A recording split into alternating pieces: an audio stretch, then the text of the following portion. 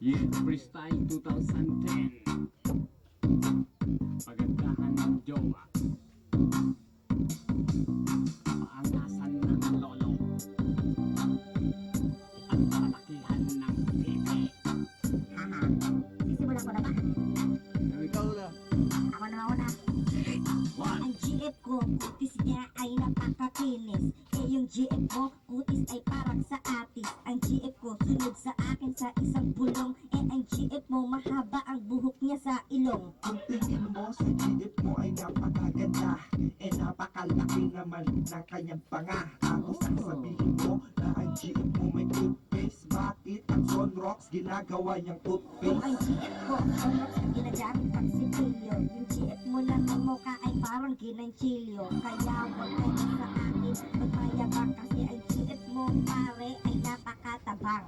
Ang GF ko ay matabang, sa'yo naman maalam. Tapos yung kanyang balat ay napakakunat. Ang sukat ng kanyang utong ay 1 pulgada. Tapos ang kanyang mani ay nawawala pa. Masyado kang chismoso, wala namang alam. Mali nga ng jowa mo, palagi nilalanggam. Kaya huwag naman mo siyang ipagmamalaki, kasi ang jowa mo nagpamukha lang sa retoke. Alam mo ba, sa GF ko lahat namamangha.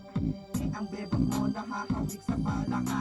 Sabihin na natin na wala siyang mukha. Meron kaya mukha yun? Oo, meron niyang mukha. Meron nga. Oo, puro lang mukha. Take 2. Pagalingan ng lolo. Pagalingan lang ng lolo, panis ka sa akin. Dahil ang lolo ko, malaki ang buti. Yung huli niya biniyak, ang matris ay wasak. At balita ko na pati ang abdo ay pisak. Titi pala yun, kasi akala ko ugat. Kasi titi ng lolo ko, 3 nagbubuhat. Yung huli niyang tinira, natagpo ang patay. At sabi sa iba sa muna, pino ang atay. Alam mo ba ang lolo ko, ang chicks niya ay 8. Pero Lunes hanggang Biyernes lang, iba pa Sabado. Ang lolo mo, nakita ko, ang chicks niya ay pilay. At ako'y napasigaw, kala ko na buhay na patay. Sabi mo ang lolo ko, ang chicks niya ay pilay. Yung chicks na ng lolo mo, nabubulok na yung puday. Mga mukhang standby doon sa Mark 1. At ang mga pek-pek nila'y may langgam. Yung lolo mo, malakas pa magbuhat. Ang lolo mo parang ugat ng duha. Para siyang may TV, angat na ang balikat. At kala mo pagong nasa likod may buhat. Sinong pagong? Yung lolo mo, nasargo ang ilong. Natatag ng galis at sa itlog may kurikong. Umuwi ng ataigan ng konti sa liyon. Pero wala pa rin pinaiba, hawig siya nilikong. Take 3. Patigasan ng titi.